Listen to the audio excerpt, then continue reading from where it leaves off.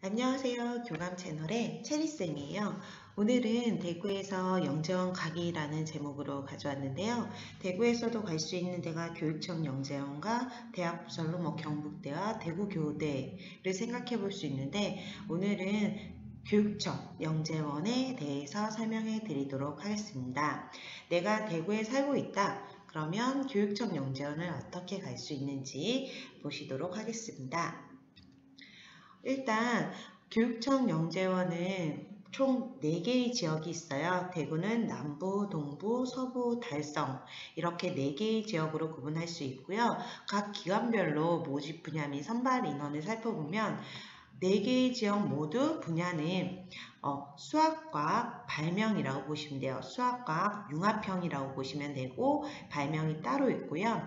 달성만 따로 이렇게 수학과학 초등과정에서는 수학과학 발명 3개가 융합형으로 되어 있고 중등과정은 수학 융합과 발명 이 3개로 구분되어 있습니다.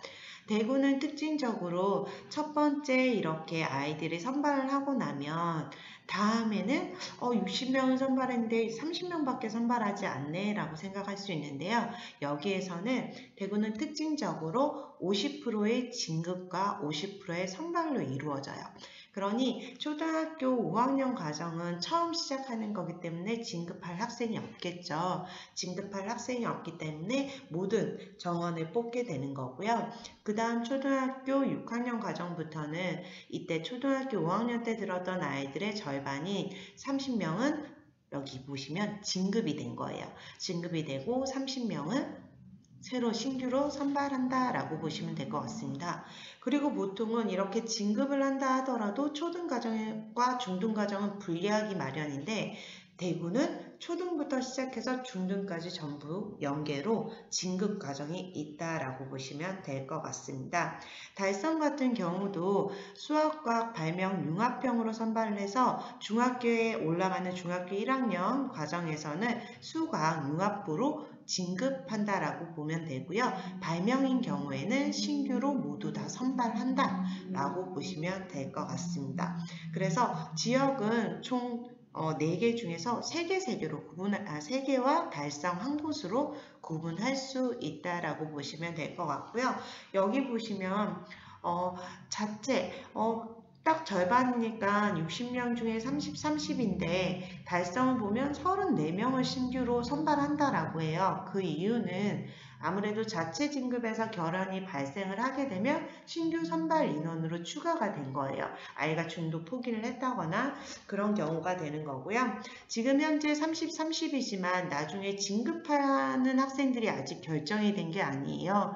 그러다 보니까 진급 시험을 보고 나서 그 결과는 뒤에 일정을 보시면 11월 13일에 진행이 돼요. 그때 이제 발표가 나고 나면 이 30명이 전체 다 진급을 못할 수가 있어요. 그러니 남부, 동부, 서부는 이 30명 인원에서 추가로 늘어날 수 있다라고 생각하시면 될 것 같습니다. 이렇게 초등과정은 수학 그리고 수학 발명까지 해서 융합형으로 달성은 다르게 선발한다는 거. 그리고 발명은 초등학교 5학년 과정은 없어요. 하지만 달성은 융합형이기 때문에 발명을 원한다라면 수과학 발명 융합형으로 들으시면 될 것 같습니다. 다음으로는 이렇게 아이들이 선발을 하려면 이렇게 지원을 하려면 학교에서 먼저 추천을 받아야 해요. 그랬을 때 요즘 최근에는 추천 인원을 좀 폐지하고 있는 주이긴 한데 아직까지도 학교별 추천 인원을 제한하고 있어요. 그래서 대구 같은 경우는 남부, 서부는 지금처럼 해당 재적수, 학생수, 학년별로 몇 명이 있느냐에 따라서 이렇게 추천할 수 있는 인원들이 선정이 되어 있고요.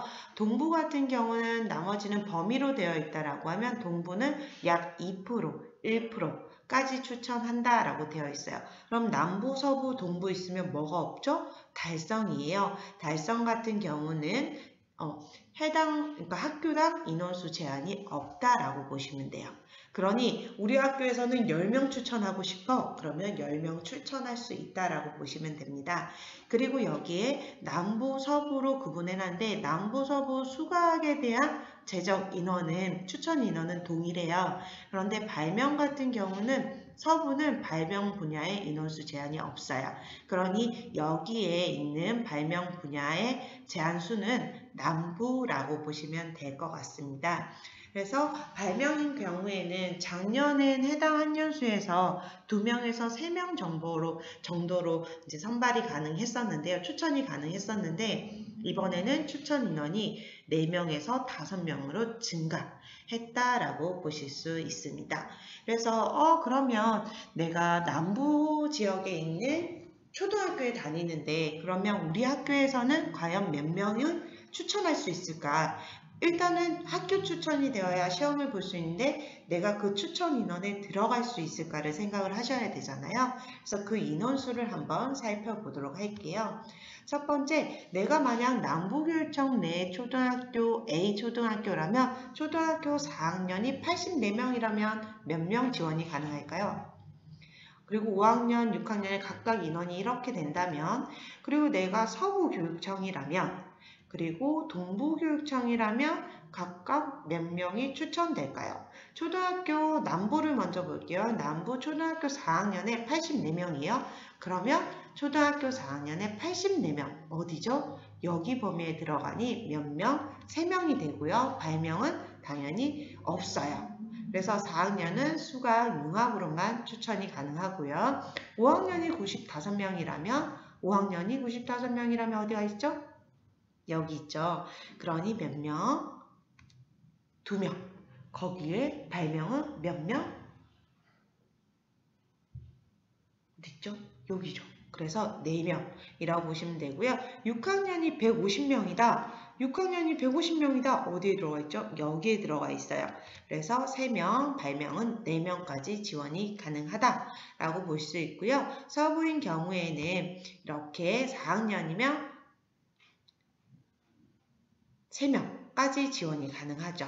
그리고 발명은 여기에 이렇게 되는 게 어떻게 되죠? 4학년이 얘 같은 경우도 지원을 할 수 없어요. 그런데 만약에 5학년이다 라고 하면 서부는 어떻게 죠? 여기에서 숫자만 바꿔서 얘가 5학년이다. 5학년에 103명이다 라고 하면 수학, 융합은 3명까지 지원이 가능하고요. 또 발명은 추천 인원 제한이 없죠. 그렇게 보시면 될 것 같고 동부는 2%와 발명은 1%예요. 그래서 84명이면 몇 명이 될까요?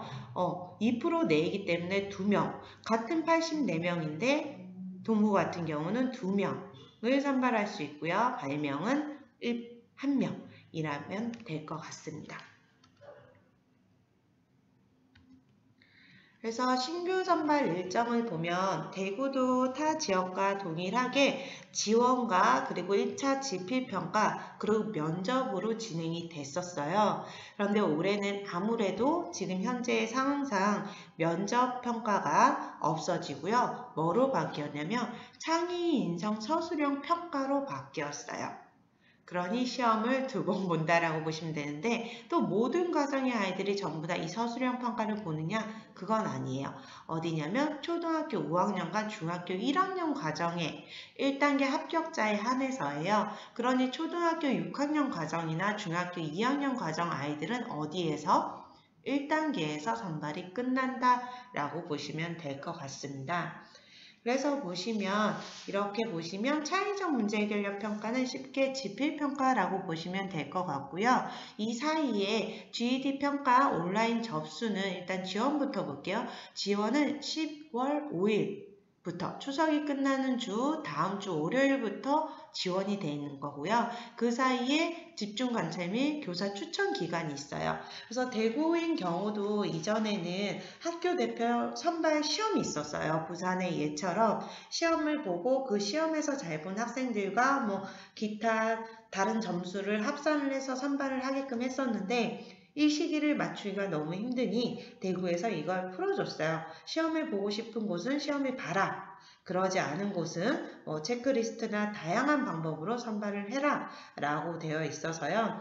얘네 같은 경우는 이미 학교 홈페이지 같은 데 올라가면 얘가 우리의 학교장 추천 인원을 선정하기 위해서 어떤 기준으로 선발했다라고 하는 게 올라온 곳이 있어요. 그 중에 동부를 예를 들면 동부의 디귿 초등학교 같은 경우는 체크리스트 10%, 교사 관찰 40%, 그리고 테스트, 공동시험으로 보는 테스트 40%와 수상 실적이 들어가요. 6%, 그 다음에 영재 학급을 다녔을 경우에는 4%라고 해서 그렇게 합산으로 들어가고요. 어떤 지역에 따라서는 학업 성취도나 자기소개서까지 들어가는 곳도 있다라고 보시면 될 것 같아요. 그러니 내가 만약 대구시에서 있는 학교에 다니면서 지원을 하고 싶다라고 하면 우리 학교에서는 선발 기준이 어떻게 되는지를 한번 살펴보면 좋을 것 같고요.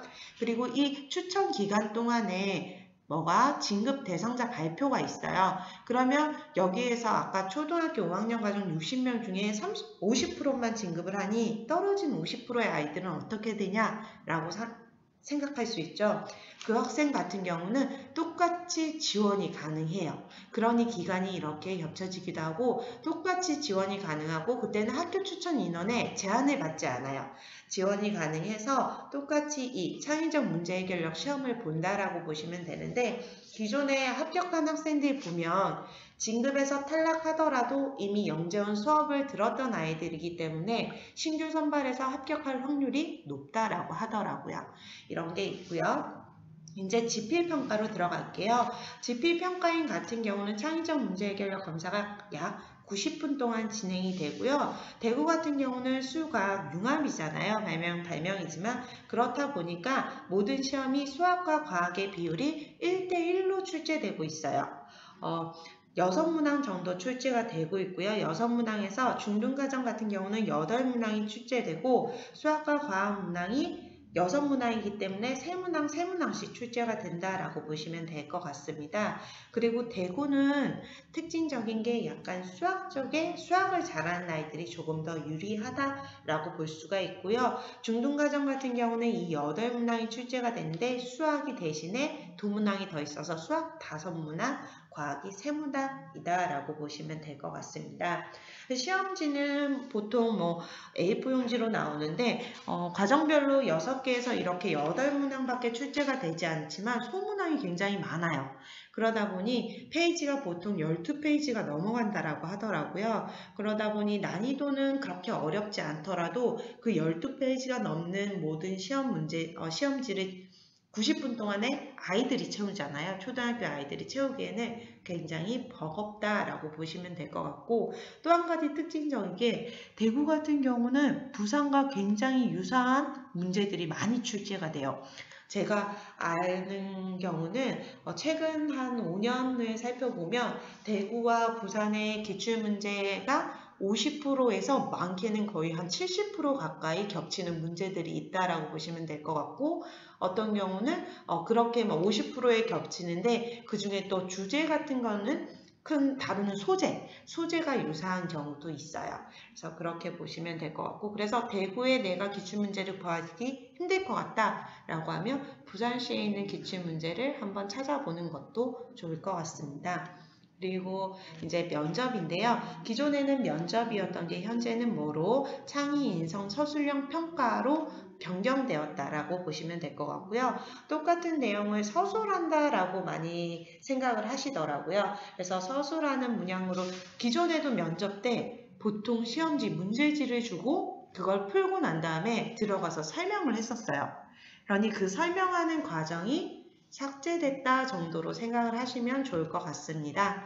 그래서 문제는 기존에는 2문항이 출제가 됐어요. 그래서 과학적인 소양이나 아니면 수학적인 문제가 출제가 됐고 그런데 작년 같은 경우는 초등학교 과정에 상관없이 초등학교는 3문제 그리고 중학교 같은 경우는 2문항 이 출제가 됐다라고 합니다. 그리고 기존에는 이 문제를 묻고 난 다음에 추가적인 질문들이 많았었는데 작년에는 딱딱 이 3문제, 중학교에는 2문제가 있는 시험지를 먼저 줘요. 그러면 그 시험지를 풀고 가서 이제 이렇게 면접을 보게 되는데 면접 시간이 개인적으로 기존에는 개인적인 차이가 굉장히 많았었는데 작년에는 딱 10분씩 주어졌다라고 하고요. 개인적 시간 차이가 거의 없었다라고 해요. 그러니 추가 질문 자체도 없었다. 여기에 있는 문제에 대한 질문만 던졌다라고 보시면 될 것 같습니다. 그래서 초등과정에서는 미세먼지 관련 문제가 나왔고요. 그리고 사진에 있는 사회 현상을 보고 거기에 대한 자신의 의견을 쓰는 내용이 있었고, 그리고 지하철 손잡이들이 길이가 다 다르다라고 해요. 저도 이걸 듣기 전에는 길이가 다 다른가라고 몰랐는데 지하철 손잡이의 길이가 다 다른데 그 이유를 설명하시오 라는 게 초등 과정의 문제였고요. 중등 과정의 문제는 독수리와 아이 사진, 또 다른 사진 하나를 보고 이 사진을 보고 비난한 사람에 대한 자신의 생각을 쓰기. 그리고 나머지 하나는 휴대폰 기능을 사용하는 조사 방법에 대해서 설명하는 건데요. 얘는 전교생 중에서 표본 처리하는 방법 등에 관련된 설명이라고 보시면 될 것 같습니다. 이렇게 말로만 들으면 굉장히 어렵죠. 기출문제는 이 지필평가에 대한 문제는 난이도가 그렇게 높다라고 생각하지 않았는데 이 문제, 면접에 있던 문제들은 아이들이 생각을 좀 해봐야 되는 문제들이지 않았을까라고 판단이 됩니다. 그래서 이러한 과정을 거쳐서 아이들이 시험을 선발을 하고요. 일단 창의적 문제 해결 평가에서 1.2배수를 뽑아서 2단계를 선발한다 라고 하시면 될 것 같아요. 그래서 이 단계를 면접은 초등학교 5학년과 중학교 1학년 이 과정의 학생들만 본다라고 보시면 될 것 같고요. 이 전체 과정에 대해서 최종 합격은 1단계 70%와 2단계 30%의 비율로 합산한다라고 하고요. 단 남부 같은 경우는 창의적 문제 해결력이 90% 그리고 창의 인성 서술 평가가 10%라고 보시면 될 것 같습니다. 그리고 여기에서 초등학교 6학년, 중학교 2학년 과정은 1단계만 있으니 뭐로? 지필평가로 100% 선발을 한다라고 보시면 될 것 같죠. 그래서 신규 선발 전체 일정이 이렇게 되니 내가 처음 지원을 한다라고 하면 이 일정에 맞춰서 준비를 하실 필요가 있고, 아까처럼 지필평가에 대한 소스는 인터넷에 내가 대구 지역을 찾지 못하면 부산 지역까지 확대해서 보시는 게 훨씬 유리하다라고 보실 수 있습니다. 그리고 대구는 신규 선발이 있지만 또 뭐가 있죠? 진급이 있었어요. 그래서 진급의 일정들은 모든 지역에 따라서 학사 일정, 영재원에서 직접 진행이 되는 거기 때문에 학사 일정에 따라서 지금처럼 다양합니다. 그런데 발표는 언제? 11월 13일, 달성만 12월 12일 날 되는데요. 보통 11월 13일 날 전체 발표가 된다라고 보시면 될 것 같습니다. 그래서 진급 심사에 탈락을 했어도 영재원을 수료한 학생은 동일한 지역의 지원청의 신규 선발 시험에 응시할 자격이 부여가 돼요. 특별 추천으로. 아까 같은 신규 선발의 아이들이 내가 영재원의 경험이 없던 친구들은 뭐로? 일반 추천이라고 보시면 될 것 같고요. 영재원에 했지만 내가 진급하지 못했던 친구는 특별 추천이라고 보시면 될 것 같고요. 그리고 학업폭이나 기타 사유 같은 경우로 아까 지필평가의 아이들이 진급하는 아이들이 50%인 30명을 선발하지만 그거에 못 미치는 경우는 신규 선발로 충원이 가능하다라고 보시면 될 것 같습니다. 그리고 이걸 놓친 아이들이 또 많아요. 진급 대상자이더라도 GED에 지원서를 제출하지 않을 경우에는 진급 의사가 없는 것으로 간주돼요. 그러니 내가 진급할 거다라고 하면 무조건 GED에 지원서를 제출해야 한다. 이걸 놓치는 아이들이 있어서 굉장히 안타까운 경우도 있으니 이 점 주의하시면 될 것 같습니다. 그래서 신규 선발 일정에서 교사 관찰 추천 시기에 진급자 선발이 발표된다는 거 알아두시면 좋을 것 같습니다. 감사합니다.